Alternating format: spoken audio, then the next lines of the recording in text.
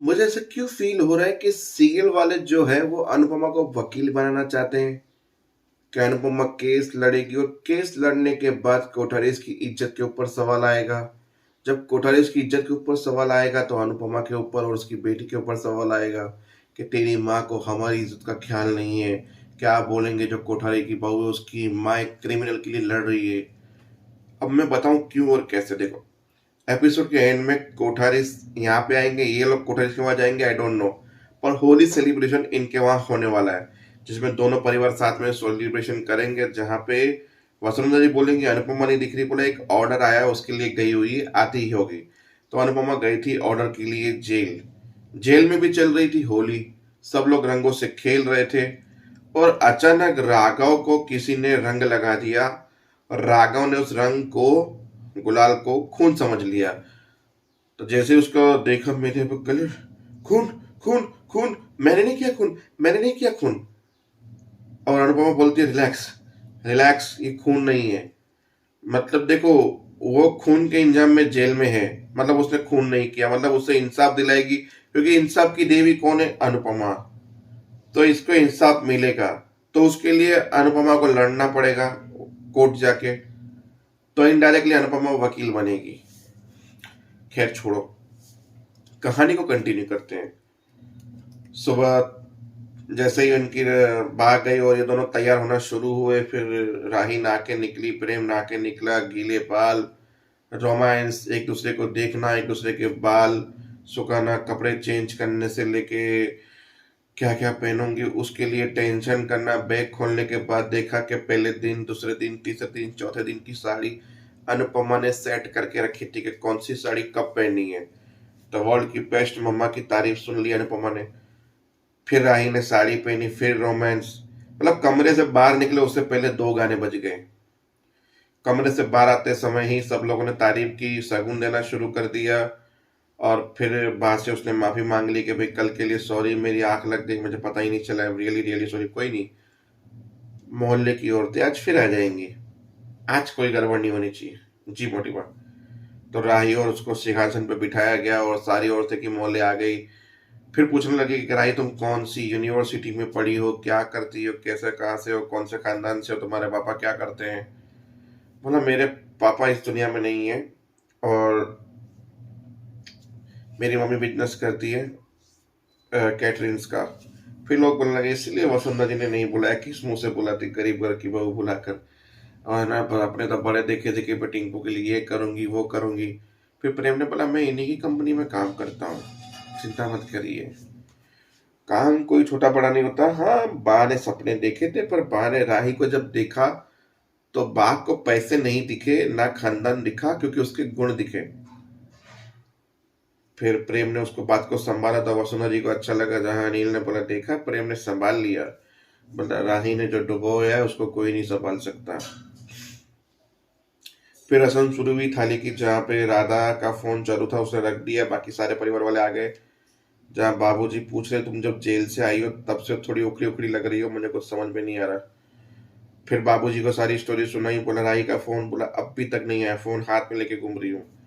तो वहां से चिल्लाने की आवाज है कि आ जाओ रसम शुरू होने वाली है। तो बोला फोन बंद करो, किसी के घर में धक्का धक्की नहीं करते हैं। बोला हम कौन से किसी के बेडरूम में जा रहे हैं, रसम ही देख रहे हैं और फोन साइलेंट पे, चिंता मत करो। तो बस उनकी रसम वो लोग लाइव देख रहे थे अनुपमा के साथ मिलके। जहाँ बोला कि ये थालियां हैं, तुम्हें गिननी है, गिनने के बाद एक एक करके उठा के यहाँ पे रखनी है, गिननी है, और थाली में आवाज नहीं आना चाहिए। जैसे कि इसका मतलब होता है कि घर में चार बर्तन होते हैं, खड़कते हैं, पर बहू वही होती है कि चार बर्तनों को खटकने ना दे। तो बस ये रस्म तुम्हें करनी है।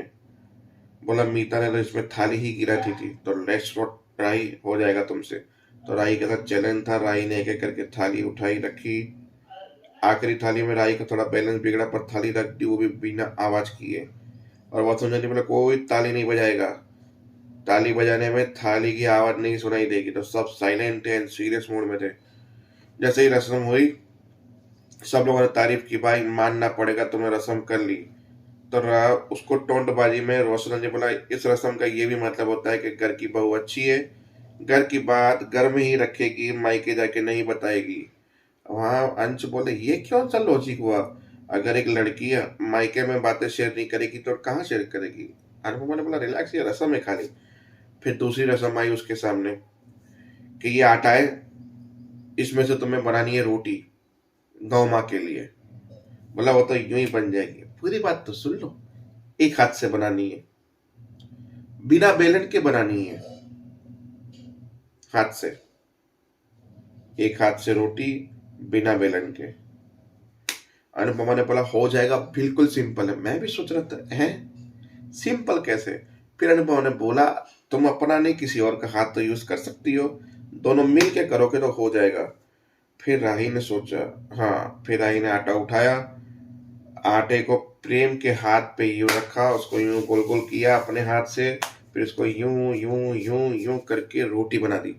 बोला हम नहीं तो हम पार्टनर की तो मदद ले ही सकते हैं, तो इससे बन जाती है ये। बोला इससे साबित हो गया कि भाई मानना पड़ेगा आपकी बहू को, कमाल की बहू है आपकी, कर दिखाया आपकी बहू ने। सब लोग वहां पे खुश हो गए। फिर हुई कि अब तीसरी रस्म जिसमें अंगूठी डाली जाएगी, और वो ढूंढनी है प्रेम ने, क्योंकि बोल दिया सब रस्म राही के लिए, मेरे लड़कों के लिए नहीं। फिर सारे कोठारीज के लड़के बोले यार हमारे साथ तो नाइंसाफी होता है, हमें घोड़े पे बिठाया जाता है, हमारी मुंह दिखाई भी नहीं होती है, हमारा ये भी नहीं होता, हमारा वो भी नहीं होता। फिर बोला ये रस्म तेरे लिए और ये रस्म तुझे जीतनी है, क्योंकि जो अंगूठी टूटेगा उसका राज चलेगा। तो भाई अनुज कपड़िया ने अंगूठी ढूंढ के अनुपमा को दे दी थी और अनुपमा ने ले ली थी।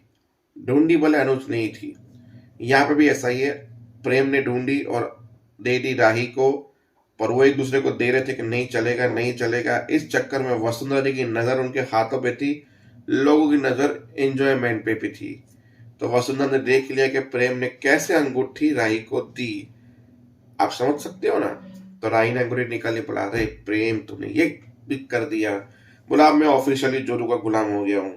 तो लोगों को तो अच्छा लगा, बच्चों को अच्छा लगा, पर वसुंधरा जी को यह बात अच्छी नहीं लगी। जहाँ अनुपमा ने बात बोली कि बच्चों के लिए बात बड़ी नहीं है, पर वसुंधरा जी हर बात के लिए राही का वो करेगी विरुद्ध। तो बस ये सब चीजें चलती रही और कुछ नहीं था, रस्में रिवाज और ये सब कुछ था आज के एपिसोड में। तो एपिसोड उसी चीज पे खत्म भी होगा। तो बस मिलते हैं कल, तब तक के लिए जय हिंद, जय भारत।